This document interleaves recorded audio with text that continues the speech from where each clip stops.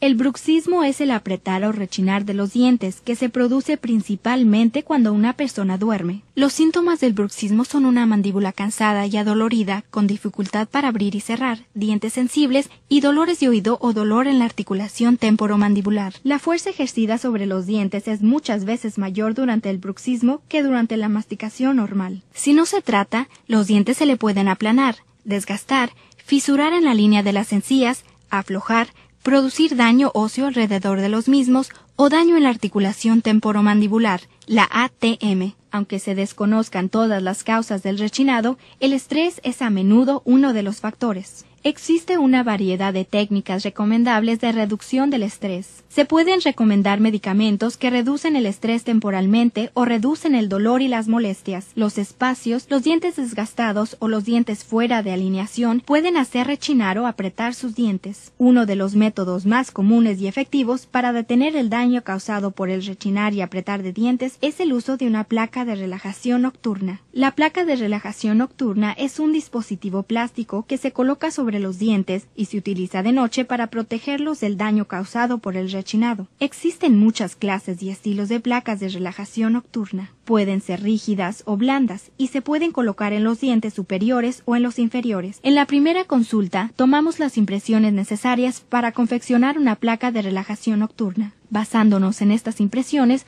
confeccionamos modelos de sus dientes. Es sobre estos modelos que se confecciona la placa de relajación nocturna a la medida. En la segunda consulta, probamos la placa de relajación nocturna y la ajustamos cuidadosamente. Sin tratamiento, el constante apretar y rechinar de los dientes puede ocasionar un daño generalizado. El tratamiento temprano de este problema puede devolver la armonía y prevenir muchos problemas en el futuro.